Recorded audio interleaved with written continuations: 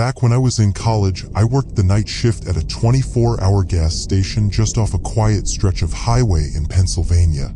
It was mostly dead from midnight to about 5 a.m. A few truckers, the occasional lost tourist, but never much action. It was boring, but the solitude was kind of peaceful. The store was small, just 2 aisles of snacks, a soda machine, and a counter with a register. There were security cameras, but only 2 actually worked. One faced the front entrance. The other pointed at the register. Everything else was just for show. I worked with this guy named Paul. We'd alternate nights. But one week he got sick and I had to cover 4 shifts in a row. By night 3, I was running on caffeine and bad takeout. That was the first night I noticed the man standing across the street. He was just watching. Didn't move. Didn't come inside. Just stood there under a streetlight, hands in his pockets, staring at the store. At first, I thought he might have been waiting for someone. Or maybe his car broke down. I kept checking on him every few minutes, expecting him to either walk off or come inside, but he never did. He just stood there. I even opened the door at one point and called out, "You good, man?" No response. Not even a nod. He didn't react at all. It was weird, but I wasn't about to leave the store unattended, so I locked the door and went back behind the counter. Eventually, around 3 a.m., he was just gone. I didn't see him leave. He wasn't on the cameras either, not even the front one. It was like he just disappeared. The next night, I came in kind of creeped out but told myself it was probably nothing. Just some weird guy passing through. But around 2:30 a.m., I looked out the window and there he was again. Same spot, same street light, same way of standing. Only this time he was closer, just across the parking lot. This time I didn't wait around. I picked up the store phone and called the non-emergency police line. Told them a guy had been loitering outside 2 nights in a row, acting strange, not talking, just watching. They said they'd send someone to check it out. While I was on the call, I kept glancing out the window. He didn't move, not even a twitch. It felt like he wasn't just watching the store anymore, he was watching me. Direct eye contact, like he knew I could see him. It took maybe 15 minutes for a squad car to pull up. As soon as it turned into the lot with its lights on, the guy finally moved. He turned and calmly walked around the side of the building toward the woods that bordered the property. I lost sight of him behind the propane tank cage. The cop came in and I explained everything. He took a walk around the area with a flashlight, but came back 10 minutes later empty-handed. Said he didn't see anyone. But the weirdest part? When we checked the security footage to show him, the guy wasn't on it. Not even once. At first, I thought the camera was just malfunctioning. Wouldn't be the first time. But the footage showed everything else perfectly, cars coming in, me walking around the store, even the cop arriving. Just not the guy. I started wondering if I was hallucinating from lack of sleep or something, but I know what I saw. And I saw him again the next night. This time it was raining. Hard. Around 3 a.m. I saw movement through the glass and looked up and there he was. Standing right outside the door, soaked, not even flinching from the downpour. Just staring in at me like he was waiting to be let inside. I didn't move. Just stared back, hoping he'd go away. After maybe a full minute, he stepped to the side, out of view, but I heard nothing. No footsteps. No car. Just rain. I called the cops again, but when they showed up this time, they searched the area and found something. A wet footprint, barefoot, right at the back door of the station. The thing is, that door had a bell sensor. It never went off. At that point, I started refusing to do night shifts alone. My manager thought I was just spooked, but I told him straight I wasn't staying in that place by myself anymore. He didn't argue much. I think the cops had mentioned the footprint to him. A couple nights later, Paul was back and we worked the overnight shift together. Around 1 a.m., we were joking around when the power suddenly cut out. Not just the lights, everything. Total blackout. Even the backup lights didn't kick on for a few seconds. When they finally did, Paul pointed toward the cooler section. One of the sliding doors was wide open. It had been shut before the outage. We were standing right near it. There was a single can of Red Bull on the floor, like someone had dropped it.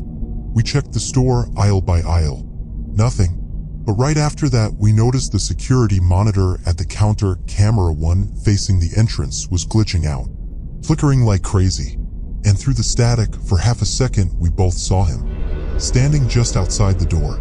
Closer than ever. Face almost against the glass. Then the screen cut to black. We both bolted out from behind the counter and locked the front door, even though we didn't see him anymore. Paul grabbed the bat we kept under the register, and I held my phone with 911 ready to go. We waited, not speaking, just staring at the glass. But the man never came back. The rest of the night was dead silent. No more outages. No more glitches. And no sign of the guy when police did a drive-by later. After that shift, I put in my 2 weeks. Paul stayed on, but even he admitted he started bringing a knife to work. We never got an ID on the guy. No license plate, no name, not even a face the cameras could grab. All I know is that for 3 straight nights, a man showed up at a rural gas station, stood outside without saying a word, and got closer every time. And whatever he wanted, he never got it while I was there.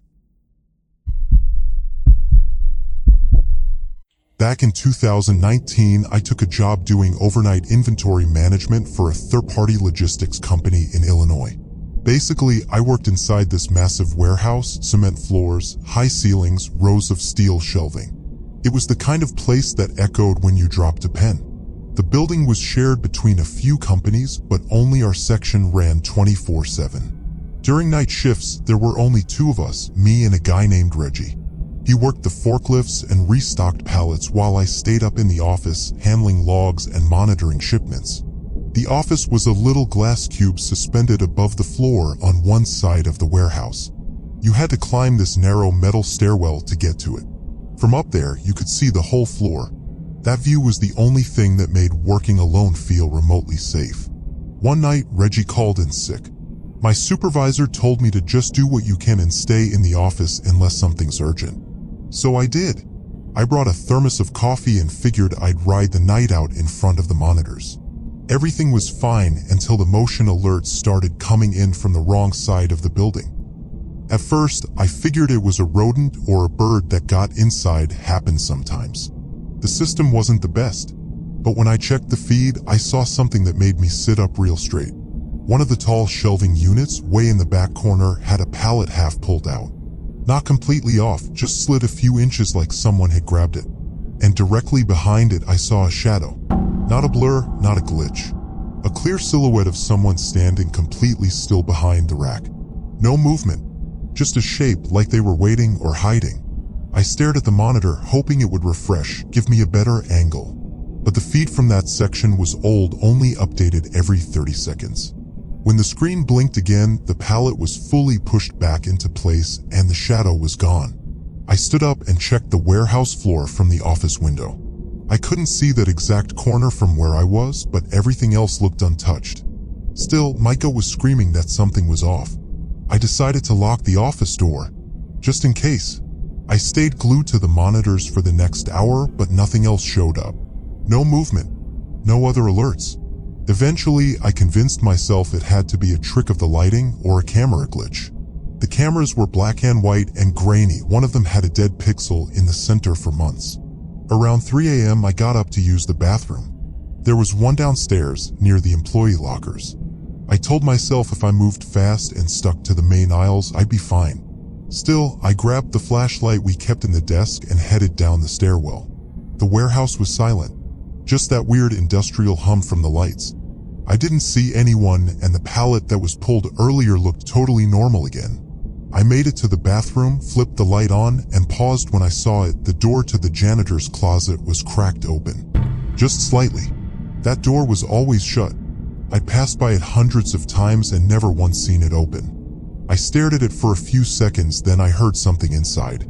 A soft scrape, like a boot shifting on concrete. I froze in place. The closet was barely big enough to fit a mop bucket and a couple shelves, so whoever was in there, they were standing almost pressed up against the door. I slowly backed up, not making a sound, and turned off the bathroom light as I slipped out. I didn't run. I didn't want whoever was inside to know I heard them. I walked, steady, quiet, back across the warehouse floor and up into the office. Once the door was locked behind me, I finally exhaled. I switched the monitors to cycle through the camera feeds again. Nothing showed up on the janitor closet cam, it was just out of frame. But about 10 minutes later, the motion alert went off again. This time, it was the hallway that led from the back dock to the stairwell below me. I clicked over just in time to catch a figure walking fast, but casual, past the edge of the camera's view. Too blurry to make out details, but the person was tall, maybe wearing a hood. Definitely not anyone who was supposed to be in the building. And they were heading toward the stairs. I stood up and pressed my back against the far wall of the office, away from the glass. The stairwell was right below me, and I could hear it, just barely, the soft creak of metal steps under someone's weight. They were coming up. The office door had a lock, but it was flimsy, just a push-button kind you'd see on a bathroom. I grabbed the flashlight again, more as a weapon than anything else, and waited. The steps stopped right outside the door. Then nothing. Total silence. I held my breath, watching the doorknob. I don't know how long I stood there. Maybe a minute, maybe more. Eventually, I got the courage to step closer and peek through the narrow window beside the door. No one was there. I turned back to the monitors, flipped to the stairwell cam, and that's when I saw it. The door at the bottom of the stairs was swinging open slowly, and just before the feed cut out, I saw a hand reach up toward the camera. Whoever it was, they knew where the cameras were. That was it for me. I called my supervisor, told him someone was in the building and that I was not staying a second longer. I didn't wait for instructions. I dialed 911 immediately after and stayed on the line while I exited the office and made my way down the opposite side stairwell, moving fast but quiet. I could hear something echoing from the far side of the warehouse, footsteps, but not running. Just a slow, steady walk across the concrete. I slipped out through the emergency exit near the loading dock. The alarm went off, but I didn't care. I waited in my car until the cops got there, headlights off, doors locked. They searched the building top to bottom. Found signs that someone had been inside, boot prints in the dust near the janitor closet, and one of the emergency lights had been ripped off the wall. But no person, no name, no forced entry. Turns out that closet door didn't even have a lock on it from the inside. Meaning whoever was in there had been standing silently in the dark, probably long before I ever came downstairs. I used to work as a night dispatcher for a small-town towing company in Oregon. It was one of those setups where I stayed in a little office attached to the main garage, took calls, and coordinated with drivers through a radio system. Most nights were uneventful, maybe 1 or 2 calls if someone slid off the road or a car broke down on the highway. The office was simple: 1 desk, a cot in the corner, a coffee machine, and a few security monitors showing different angles of the lot outside. I kept the front door locked at night, mostly out of habit. The place was quiet, surrounded by trees, and backed up against a patch of woods. One Friday night around 2:30 a.m., I got a call about an abandoned car on a logging road about 10 miles out. The driver on shift, Mark, headed out to take care of it, leaving me alone. About 20 minutes after he left, I glanced at the monitors and saw something weird on the front lot cam. There was a car parked just outside the gate. Headlights off, engine running. At first, I thought maybe it was someone who needed help. People sometimes showed up at odd hours looking for a jump or a tow. But this car just sat there, engine idling, no one getting out. I waited a couple minutes, then got up and went to the window. The car was still there, parked right at the edge of our lot, just outside the gate. Couldn't see much through the windshield, just the glow of the dashboard. No movement inside. I figured maybe someone had fallen asleep or was waiting for someone. Still, it gave me a weird feeling. I tried calling Mark on the radio to let him know, but he didn't answer. Probably out of range. Then the engine cut off. Still, no one got out. I watched for a while, but nothing happened. Eventually, I sat back down, kept an eye on the monitor, and jotted down the make and plate number, just in case. A few minutes later, I looked up and the car was gone. Like it had never been there. No sound, no lights. Just gone. I was creeped out, but I tried to rationalize it. Maybe they turned off their engine and coasted back onto the road quietly. Maybe I just missed it while looking away. Either way, I shook it off and went back to logging Mark's tow request. But then, around 3:10 a.m., I heard something. A single, sharp knock on the back door of the office. Not the front, the back, the one that faced the woods. No one ever used that door. It didn't even have a walkway leading to it. I froze, listening. Another knock. Slower this time. Then nothing. I stood up, walked quietly to the monitors. The back door didn't have a camera, but the side yard did. I flipped through the angles and stopped on the side feed. There was a person, just barely in frame, standing near the corner of the building, facing the wall, not moving. They were wearing a hoodie with the hood up. I couldn't see their face. Couldn't even tell if it was a man or a woman. They were just standing there, about 20 feet from the back door. I grabbed my phone and called 911 immediately. I told them someone was on the property acting suspicious, knocking on doors, hiding near the building. They said they'd send a unit out, but given the location, it could take 15 to 20 minutes. I stayed low, lights off, and watched the monitor. The figure still hadn't moved. Then, about 5 minutes later, the monitor glitched. Just for a second. And when it came back, he was gone. I checked every camera angle. Nothing. No sign of him on the lot. No car driving off. Just gone again. Like he'd vanished into the trees. I sat there in silence, heart pounding, waiting for the cops. When they finally arrived, I went outside to meet them. We checked around the building with flashlights. Found footprints in the dirt near the back door, definitely fresh. Deep, like whoever it was had been standing there for a while. But the real kicker? One of the officers spotted something lodged in the outer screen of the office window. A small disposable camera. Cheap kind. Probably hadn't been used in years. It was pointed directly at the cot I sometimes slept on. The cops took the camera and said they'd look into it, but they didn't sound too hopeful. They figured it was probably just some local weirdo messing around. But I knew better. That cot was tucked against the wall, only visible from one very specific angle, right outside that window.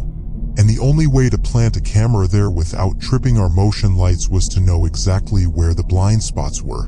Which meant whoever did it had either been there before or had been watching long enough to figure it out. I didn't sleep the rest of the night. Mark got back just before dawn and I told him everything. He walked the lot with me again just to make sure, but the place felt still. Empty. Like nothing had happened. A few days later, the owner installed new motion lights and replaced all the cameras.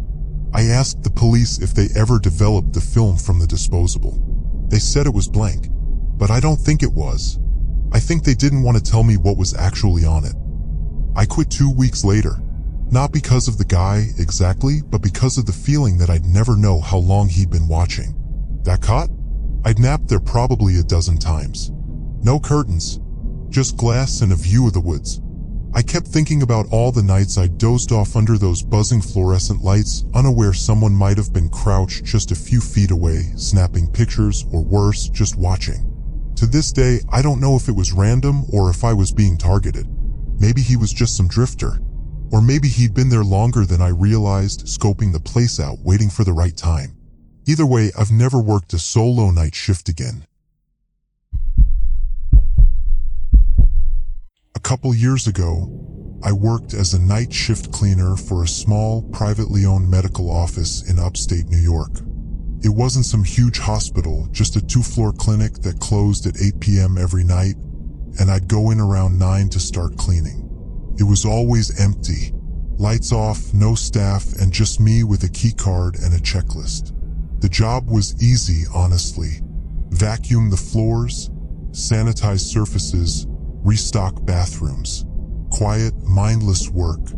I didn't even mind the silence, it kinda helped me focus. But after a few weeks, I started to notice little things were off. A cabinet drawer left open when I was sure I closed it. Papers that had shifted position. Once, I even found a sink running in the bathroom, which I would have sworn I hadn't used. I figured it was just me being careless.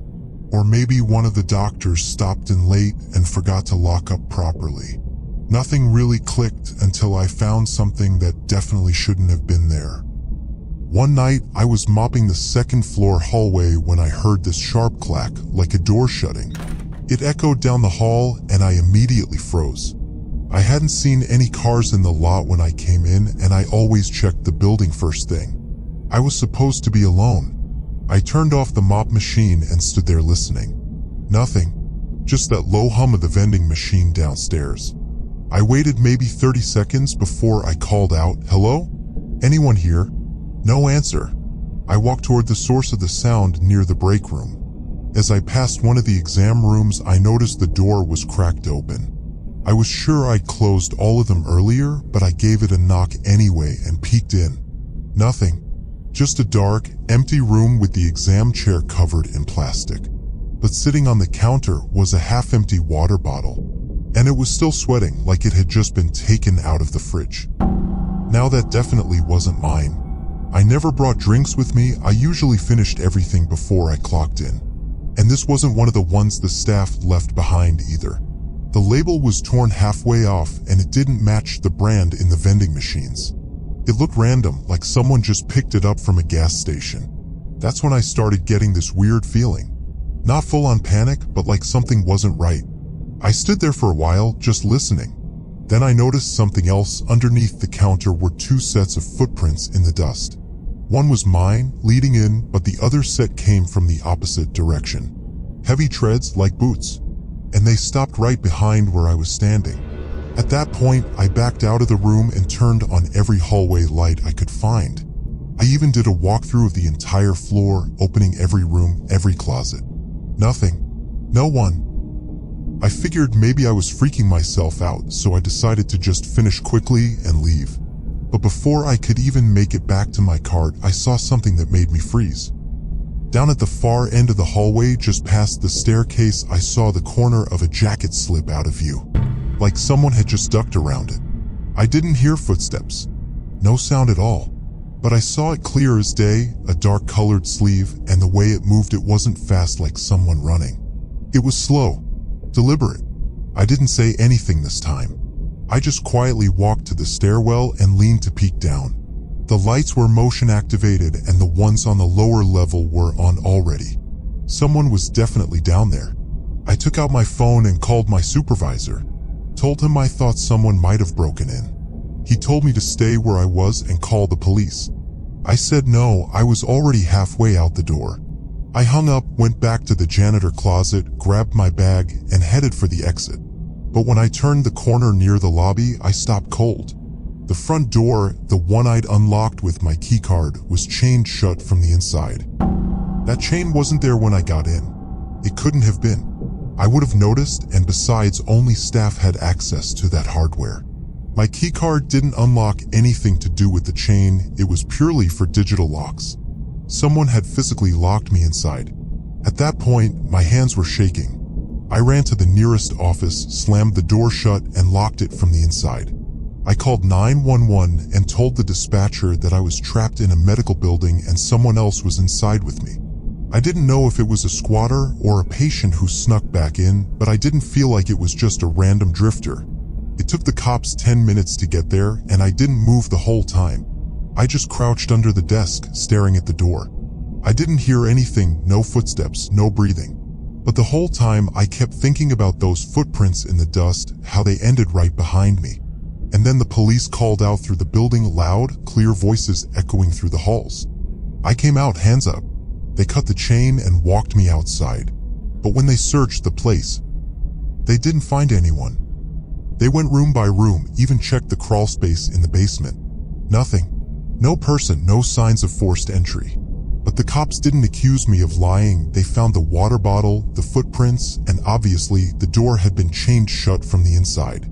They told me it was possible someone knew the building, had a key, or even hid before I arrived. That last part messed me up more than anything. I quit 2 days later. My boss didn't argue. He'd reviewed the security footage and saw that around 8:47 p.m., about 10 minutes before I got there, the back emergency exit door opened and shut, but the camera glitched right after. He never told me if it was someone coming or going, but it was the only door without an alarm.